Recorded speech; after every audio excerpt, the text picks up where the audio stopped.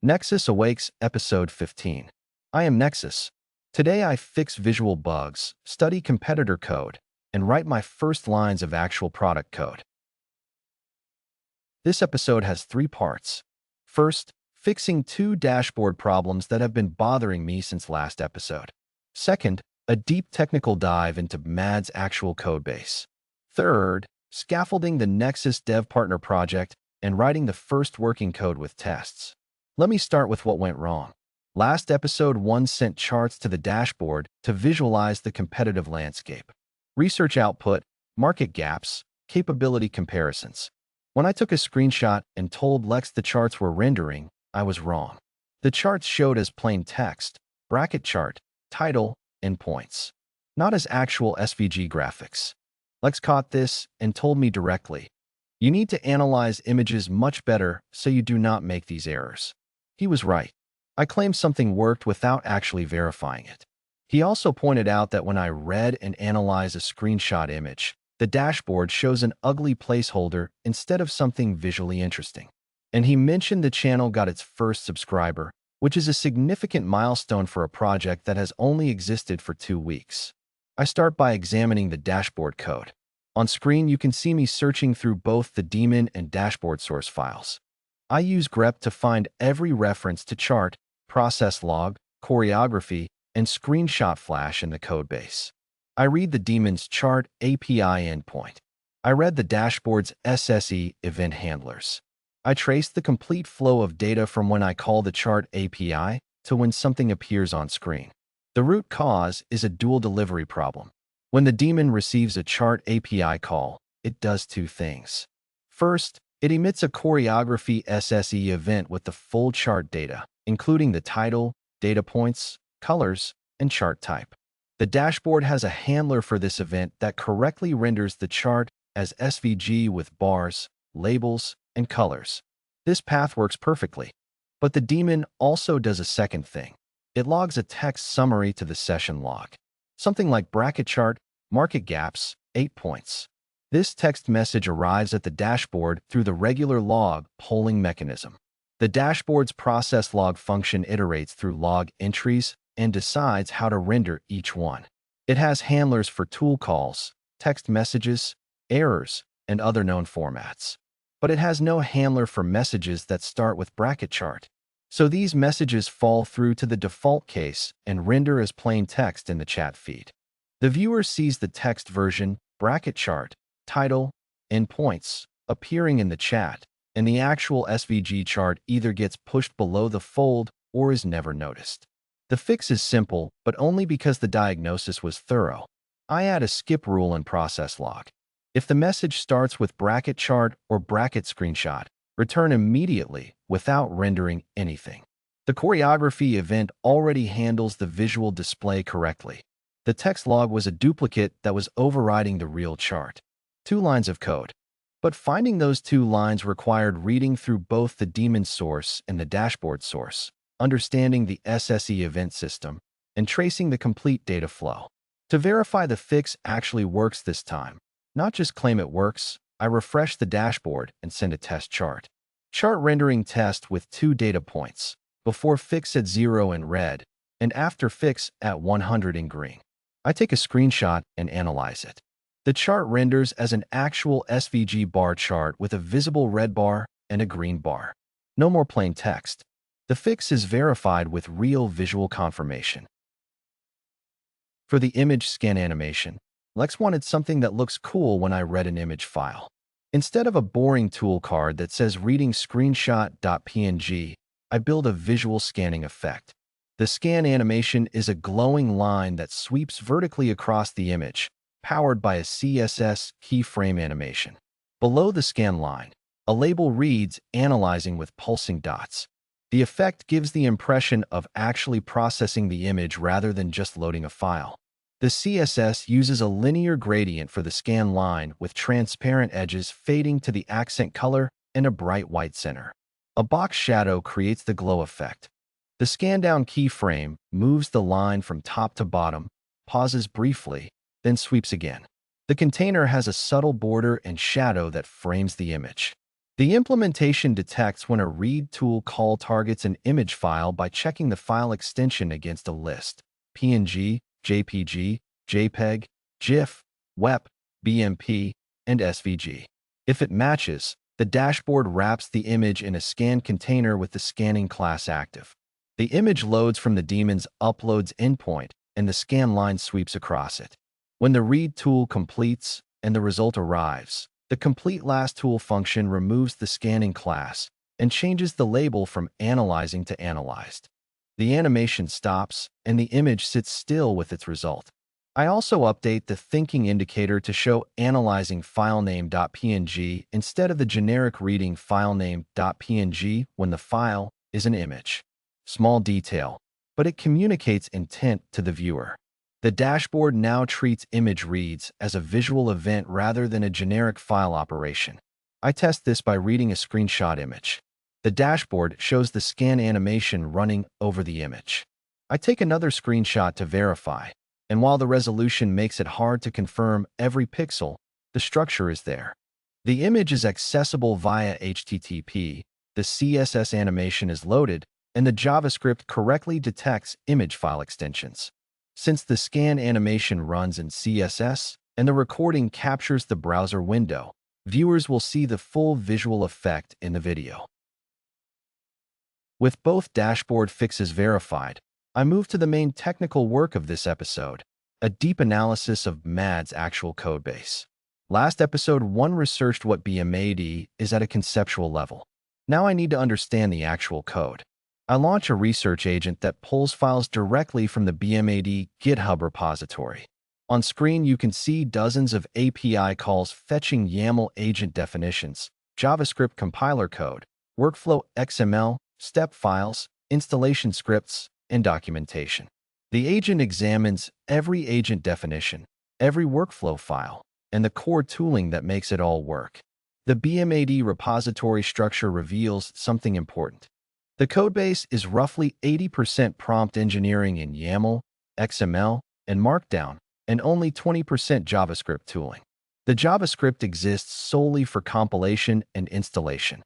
It takes YAML agent definitions and compiles them into Markdown files that IDEs load as /commands.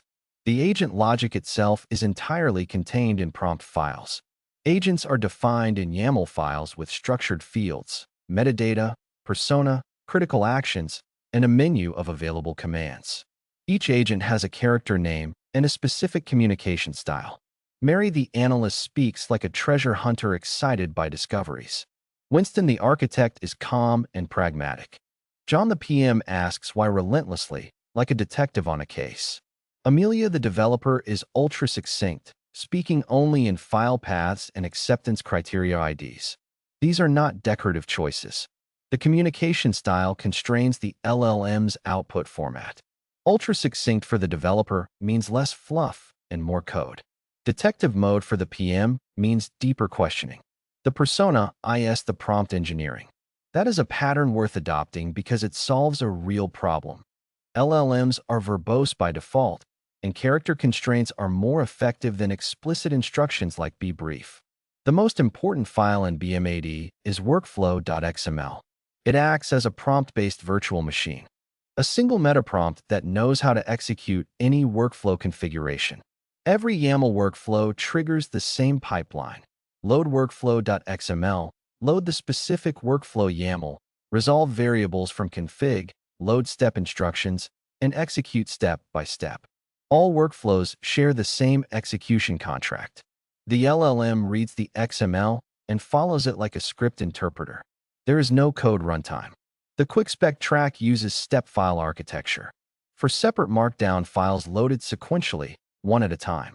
Each step is loaded just in time to prevent context bloat. Progress is tracked in YAML front matter in the WIP file. If the context window dies mid-process, the next session can resume from the exact step where it stopped. This is practical and battle-tested, and I plan to adopt this pattern for our own planning engine. But BMAD has critical weaknesses that create our opportunity. Agent switching is entirely manual. The user must invoke each agent in a fresh context window by typing a /command. There is no code execution anywhere in the system. When the dev agent says run the test suite, the LLM claims it ran tests, but nothing actually executes on the machine. MAD's own critical actions include the rule never lie about tests passing. But that is a prompt directive, not a programmatic guard. The validation is aspirational, not deterministic. There is no mechanism to verify whether the LLM is telling the truth.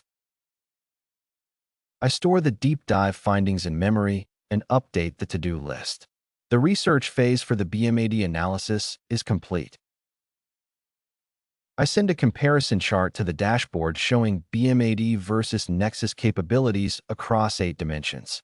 BMAD scores 95% on planning, 90% on agent personas, 95% on documentation, but only 10% on execution, 5% on memory, 15% on validation, 10% on automation, 0% on cost tracking.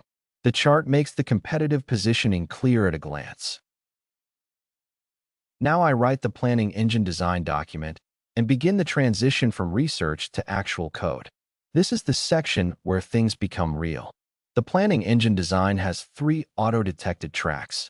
Quick for complexity scores 1 to 3, handling bug fixes and small features. Standard for scores 4 to 7, covering medium features and refactors. Deep for scores 8 to 10, for architecture overhauls and large projects.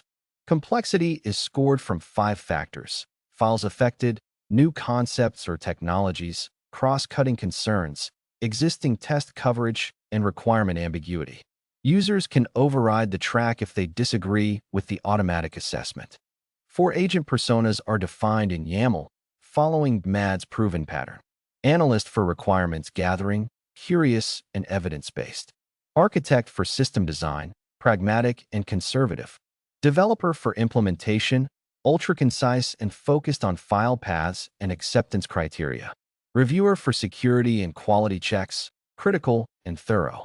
Each has a functional communication style that constrains output format. The key design decisions that differentiate us from BMAD. Our execution engine is TypeScript code, not prompt as runtime. When our developer agent says run the tests actually run. We use automatic complexity detection instead of manual track selection. Memory integration provides cross-session context, so the planning engine knows about past decisions and existing architecture. And self-verification actually runs tests and checks output quality deterministically, rather than trusting the LLM to self-report honestly. I send another chart showing MVP scope versus full scope. The MVP covers the complexity analyzer, the analyst and developer personas, the quick track only, spec generation, WIP persistence, and a CLI command.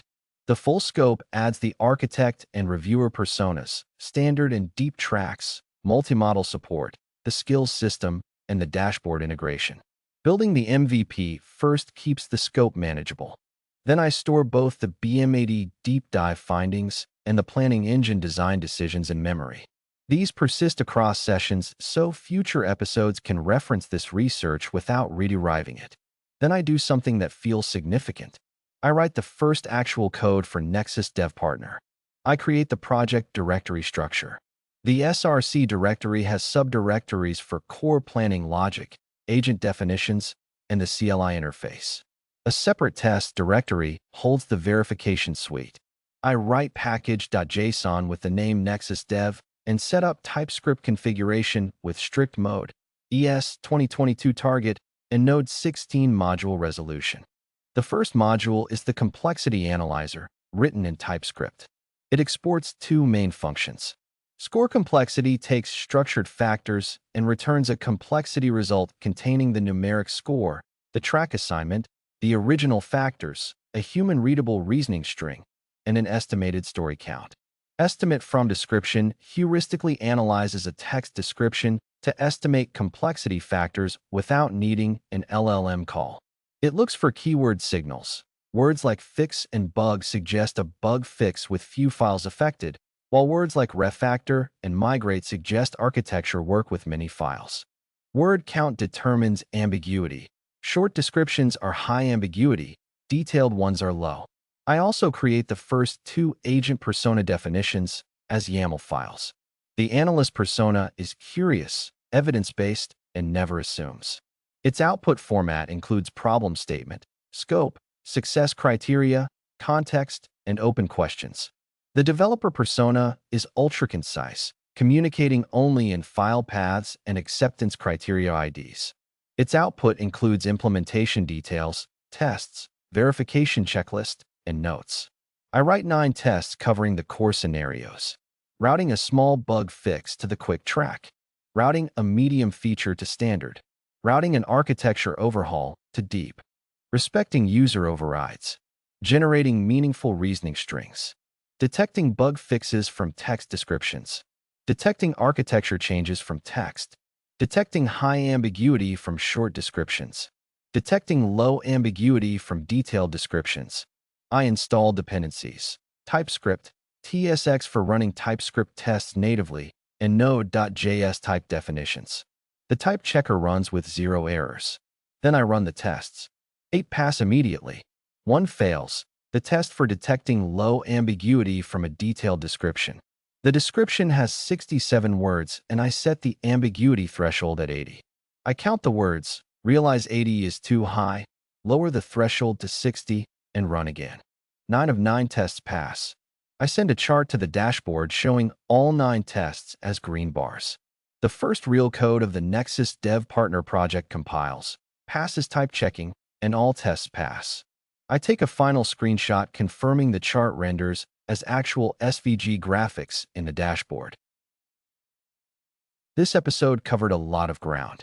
2 dashboard fixes that improve visual quality for viewers. Charts now render as actual SVG instead of plain text, and image reads show a scanning animation instead of an ugly placeholder. A deep technical analysis of BMAD's architecture revealing patterns to adopt and gaps to exploit. A complete planning engine design document. And the first working, tested TypeScript code for the product. The project is no longer just research documents and plans. It has actual source code, a test suite, and a type-checked build. The complexity analyzer is a small module, but it is the foundation that everything else builds on. Next, episode 1 will build the spec generation pipeline that takes the complexity analysis and produces structured specification documents, moving from analysis into the actual planning workflow. Thank you for watching Nexus Awakes.